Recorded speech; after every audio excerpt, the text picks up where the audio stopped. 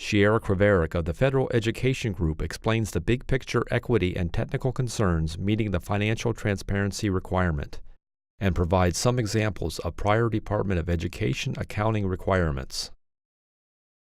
The main concerns we're hearing, other than the legal chaos, which we can spend the whole panel talking about, but the main sort of substantive concerns we're hearing are around capacity and around interpretation.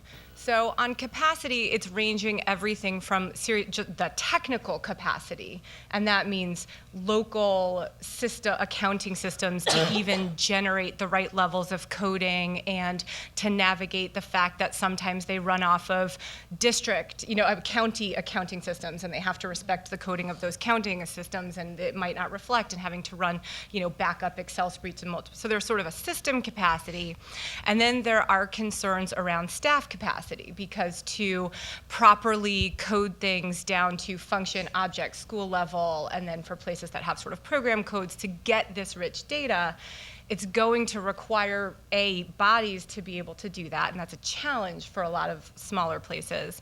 But also there's a judgmental aspect to this. How you code a cost can vary considerably from district to district for very important reasons. And just give you a quick example. A bunch of years ago, the General Accountability Office was trying to get a handle on how much Title I money is spent on administration. And GAO went in and they realized they couldn't actually answer the question because districts across the country coded costs differently. So think about the professional development you give to a Title I director. A Title I director is an administrative position in most districts, so there were districts that would automatically code professional development to admin. Then you had places that were looking at the content of the professional development. If it was, for example, professional development for Title I staff around school improvement, they would code that as an instructional cost. So it's just, it requires a lot of judgment. And what we have found in our practice is the accounting rules end up driving instructional behaviors, sometimes in ways we don't want. And this is where you get into the interpretive part. So, I'll give you an example that I know is near and dear to your heart from research you've done. There has been a model in Title I for more than 2 decades that lets high poverty schools have more flexibility to spend federal dollars on whole school improvement, so comprehensive school improvement initiatives.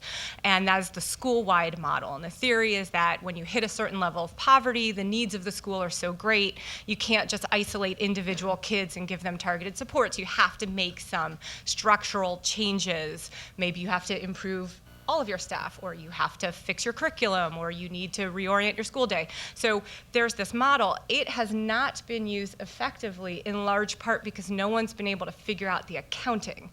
When you are spending title dollars on whole school improvements, how do you count that if you're trying to coordinate funds across sources? So this is a place where the accounting has gotten in the way of a school improvement model. You'll see the same thing. So people are worried about, hey, I have staff that I float around my district based on school need. Think about a speech therapist where you don't know where the IEPs are going to play out from year to year. So you have a staff member that's a speech therapist that's going to go from school to school based on student need. Or you might have reading interventionists that float from school to school. Maybe you have somebody that's at a unique phase in a response to intervention, and so they're going to need a reading interventionist really in depth with them for several months, and then they sort of stabilize it and you need to go somewhere else, and you're not going to be able to predict that. I think people are worried about, if I really have to sort of attribute that stuff down to the school level so that the community can get a good sense of the range of supports going to that school, am I going to artificially then lock that person in and say, I can't trace you as you're moving from school to school, so I'm going to say you have to work in these 4 schools on a 0.25 basis. And so people are worried that the accounting is going to end up driving it.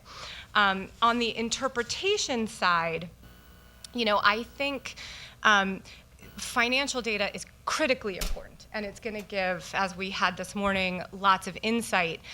But it is not going to be an exclusive equity indicator, because there are so many things that go on with that. So on the one hand, you may have variations from school to school for reasons that make perfect sense. You might be purposely taking your highest incidence special ed students, putting them into your highest performing schools because you want to do an inclusion model, and that school can absorb those students without all of the extra flux, and that's why you're spending more in that school. So that won't tell you, necessarily if something's being driven by inequity. You might have the other way around. School spending might look consistent across schools, but in your schools that serve minority populations and low-income populations, they're not having access to rigorous coursework, and that's not going to come up in the financial data.